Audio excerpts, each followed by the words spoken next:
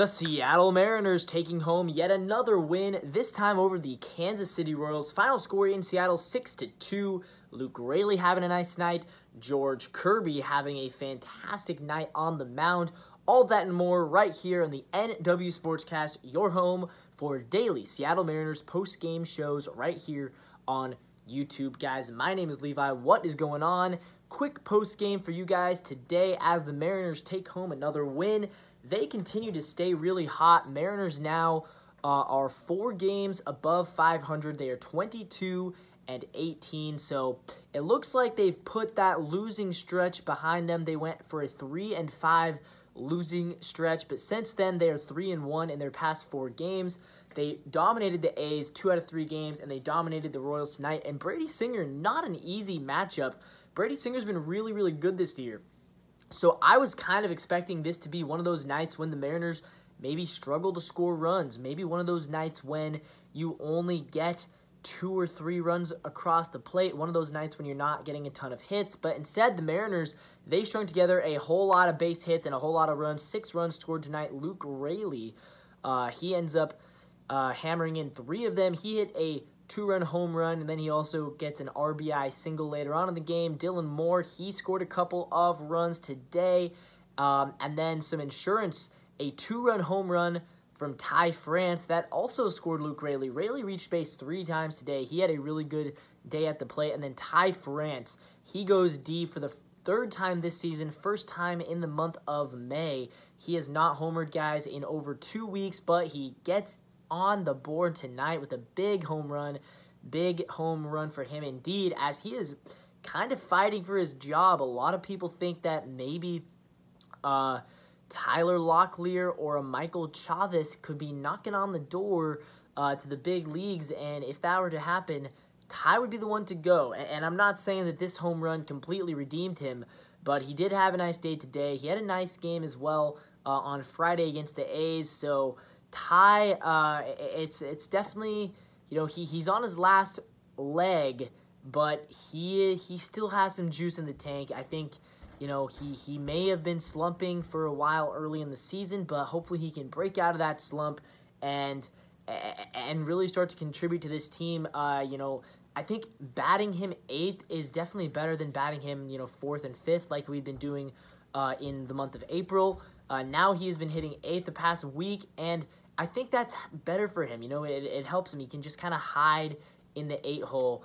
Let's talk about George Kirby for the rest of this podcast, honestly, because George Kirby was so good today. He looked filthy. He actually was messing around with a kind of a new rendition of his slider against righties, which he talked about a little bit in the postgame, said he's been kind of workshopping his slider a little bit.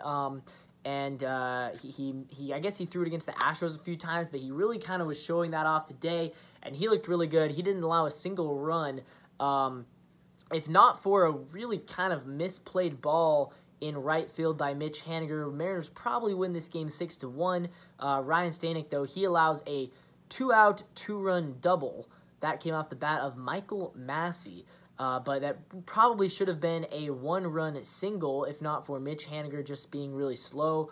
But anyways, yeah, good game for our pitchers. Ryan Stanek, again, a little bit of struggles from him, and you have to wonder, you know, how much longer are we going to keep using him as our high-leverage relief option, because his ERA, I believe, is now above 4, which I think makes him the highest ERA out of any reliever on the Mariners. I might be wrong. Oh, well, Bizzardo.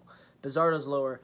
But, you know, when you have Thornton, who is, you know, rocking that 2.2 ERA, you've got Austin Voth, who has looked really good this year, and, of course, Saucedo, when he returns, I have to wonder if perhaps the role of kind of stopper, which I guess has gone to Stanek so far this year, maybe that role could move over to a Saucedo, perhaps, and then, you know, Thornton and Stanek could be your mid-leverage relievers, and Voth as well, maybe getting Voth some more work in the high leverage. It does really suck with Santos and Brash both out kind of indefinitely. I mean, Brash isn't coming back this year, and Santos, who even knows? I was really excited about a bullpen with Munoz, Brash, and Santos, but instead we have Munoz, Stanek, and Thornton are your top 3 right now. Saucedo's out, of course, and then Spire. Spire's an interesting case because I still feel like they are only using him really against, lefties, which maybe we need to see if Spire can kind of be more of a complete, maybe Spire, maybe he's your number 2. I don't know. But I'm not sure if Stanek can be that second high-leverage option out of the pen. I think it should either be Spire or it should be maybe Thornton or Saucedo when he's back. Stanek has been struggling.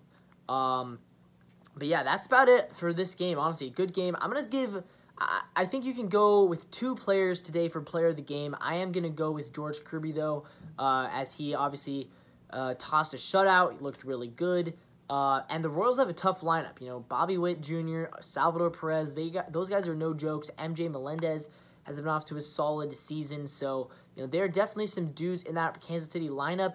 And George Kirby carved them up. I believe he allowed 3 base hits, struck out 6. So that's all very, very good. He actually, it's weird. It took him quite a few pitches to get through the first 2 innings, like 40 or 42 pitches or something like that. But then he pulled it together in the later stages of the game and had a really, really nice final 4 innings.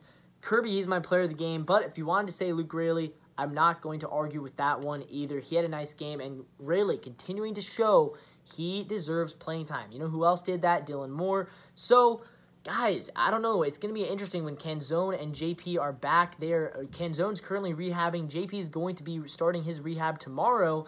So they're both going to be back soon. And when they do come back, I think that they are going to not get as much playing time. Maybe. I mean, JP, he is the captain. He is your starting shortstop. But I think you're going to see maybe a few more rest days for him. But you got to get Dylan Moore also some playing time at second base. You got to get Demo some time in the outfield.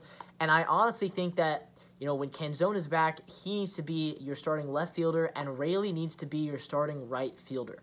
Mitch Haniger should not be the starting right fielder anymore once Canzone is back. And then if Canzone struggles, you can give Haniger more reps out there. But right now, I'm at the point where I want the starting outfield to be Julio, Canzone, and Luke Raley with Demo as your your 4th option. Haniger, play him maybe once a week in the outfield, twice a week at DH. That's as much as I want to see Mitch Haniger right now. He's been a liability on the plate and defensively, so that is where I stand there. One more piece of intriguing news from tonight. Jorge Polanco left the game in the 6th inning. I don't think that it is anything to be worried about. I don't think it is a huge concern. However, if it is, we will let you know tomorrow. But from what it sounds like, his hamstring was sore. But I think he should just be back tomorrow, hopefully. Yeah, it doesn't seem like it's that big of a deal. I think they would have made more of a deal out of it in the post-game presser if it was.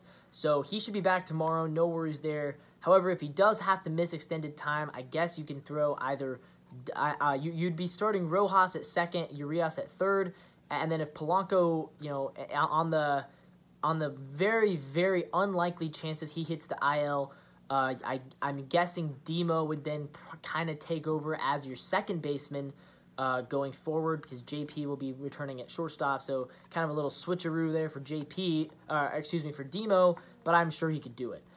With that all being said, guys, thank you for watching. This is the NW Sportscast. If you like what you see here, make sure you like the video, subscribe to the channel for more post-game videos. We do these every single day. You do not want to miss them. I understand if you guys are huge Mariners fans, so am I. If you have other channels you listen to, that is A-okay. So do I. So don't feel like you have to choose between us and Locked On Mariners. Don't feel like you have to choose between us and the C-Level Pod.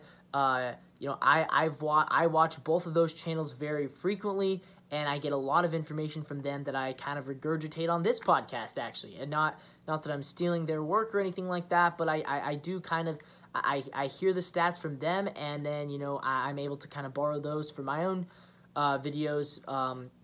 So yeah, if you guys like what you see, please subscribe. It would mean a lot to us. And like I said, don't feel like you have to choose us over another Mariners podcast. There's a lot of great Mariners podcasts, and we are hoping to be one of them. Not the only one, but one of them. So if you like the guys over at Locked On, you like the guys over at the Sea Level Pod, and I know there's other podcasts over there as well. Those are my two favorites, but I know there's a lot of other Mariners podcasts out there as well. So if you like other Mariners podcasts, maybe check out this one too, because we have some really fun, really exciting content for you guys coming your way. With that all being said, we'll see you guys tomorrow, and as always, go Mariners.